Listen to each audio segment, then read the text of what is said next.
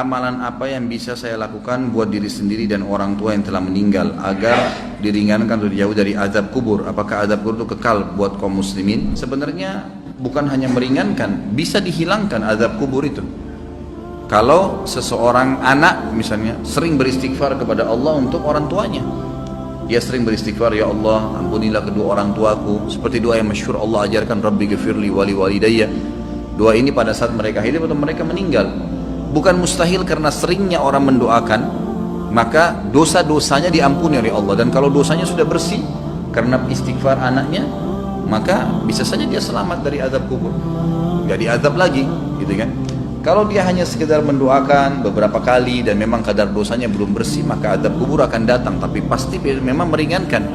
Cuman saya bahasakan bisa saja hilang, bisa saja hilang. Kalau penanya ini yang maksudkan adalah apa yang saya harus kerjakan selama saya hidup, perbanyak amal soleh, semua amal soleh. Jangan tinggalkan peluang apapun dalam mengerjakan kegiatan atau perbuatan amal soleh apapun, sekecil apapun. Apa saja, senyum dengan muslim, bersedekah dengan 1.000 rupiah, apa saja yang kebetulan Allah sedang mudahkan di depan mata kita, jangan disia-siakan, kerjakan semuanya. Sebagaimana sabda Nabi SAW, la tahkiranna minal ma'rufi syai'a. Jangan pelit-pelit dengan perbuatan amal saleh. Kita temui ada satu orang yang lagi sedih, senangkan dia, tanya ada masalah apa, hibur, berikan nasihat. Ada orang yang sedang salah, luruskan dengan nasihat. Ada orang sedang butuh, kita bantu. Ada orang sedang sakit, dijenguk. Ada orang yang sedang terdolimi, kita tolong, gitu kan. Seperti itu. Jadi memang apa saja amal saleh. Ada orang yang sedang minta-minta, kita berikan. Jadi memang kita melakukan amal-amal saleh dan tidak memilih-milih amal soleh tersebut. Kita tidak pernah mengetahui kadar pahala yang telah Allah janjikan. Lakukan saja. Ada satu wanita namanya Zubaidah. Zubaidah ini istrinya Harun al-Rashid. Kalau teman-teman pernah dengar, ada satu khalifah Abbasi, dinasti Abbasiyah namanya Harun Rashid. Orangnya sangat terkenal dengan wibawahnya, dengan kekuatan militernya. Waktu itu Islam sangat berjaya gitu. Istrinya namanya Zubaidah, terkenal sekali. Zubaidah ini suka bersedekah sampai sekarang kalau Bapak Ibu sekalian lagi melewatin antara Arafah ke Muzdalifah, itu ada seperti benteng bangunan lama gitu, cukup panjang berapa kilometer, itu dibangun oleh Zubaidah untuk memberikan minum jemaah haji karena sukanya beramal saleh gitu. Subhanallah, dinukil dalam buku-buku yang tujuannya menceritakan masalah keimanan. Pada saat Zubaidah meninggal, maka ada salah satu dari kerabatnya mimpi melihat Zubaidah. Lalu kerabatnya ini menanyakan, yang sering dibantu oleh Zubaidah, bagaimana Allah balas kamu dengan pancuran air yang kamu buat berapa kilo itu di Arafah? Kata dia, tidak ada satupun yang saya dapatkan pahala karena saya melakukannya riya untuk manusia. Lalu bagaimana keadaanmu? Kata kerabatnya, dia bilang, Allah telah ngampuni saya dengan sholat malam, 2 rakaat sholat malam yang saya rutin jaga setiap malam. Justru karena itu Allah ampuni. Kita nggak pernah tahu amal soleh mana yang Allah ampuni dosa-dosa kita. Maka kerjakan semua amal soleh, semua, jangan dipilah-pilah. Ada teman-teman subhanallah masuk masjid, ada kesempatan sholat sunnah qabliyah, enggak, duduk sibuk dengan HP-nya. Ada kesempatan lagi macet jalanan, bisa buka HP untuk baca Quran, bukan baca SMS, baca Al-Quran. Beberapa ayat bisa dilakukan sebenarnya, gitu ya. Tapi nggak dilakukan.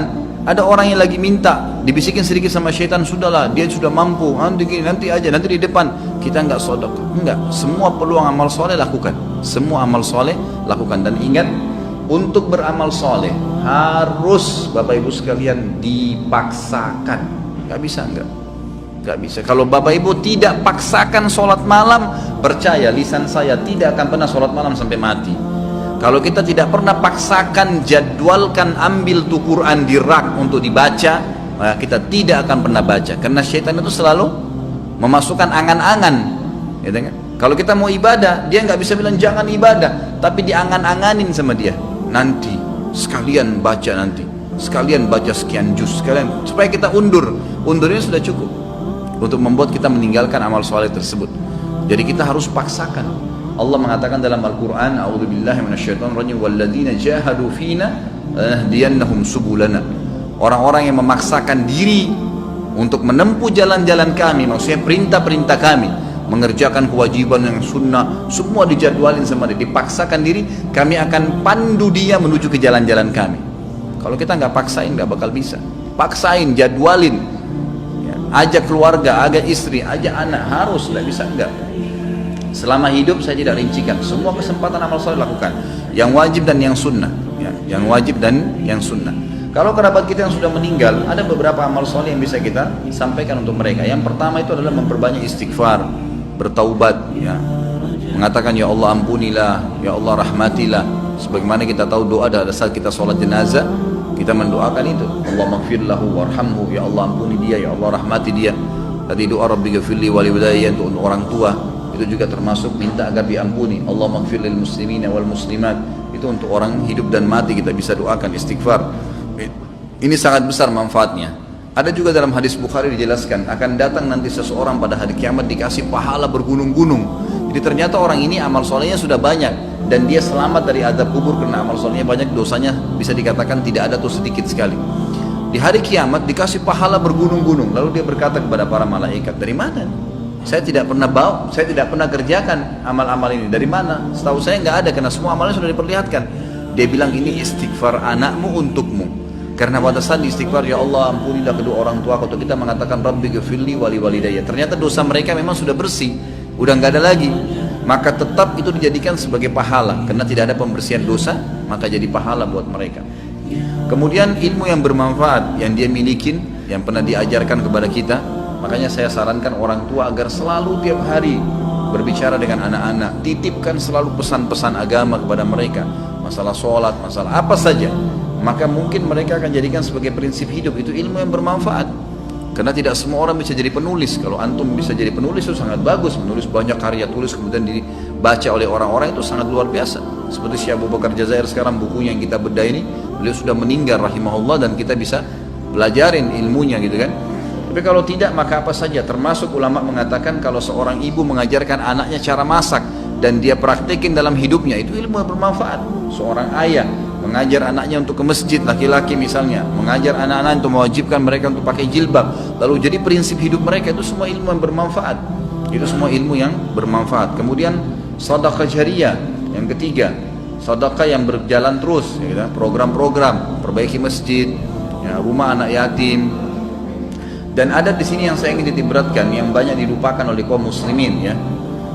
Kita masih jarang sekali berpikir untuk membiayai para dai-dai dan ulama-ulama kita. Ada tulisan buku yang insya Allah juga sudah saya tulis, ya, insya Allah saya terus akan penuhi poin-poinnya. Saya judulnya itu Wahai Muslim muliakanlah ulama.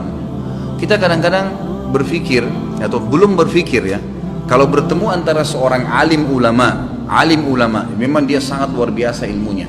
Bertemu antara dia, kata ulama, ini pendapat para ulama, seorang alim bertemu dengan seorang fakir miskin, tapi si alim juga ini kehidupannya pas-pasan, yang mana didahulukan?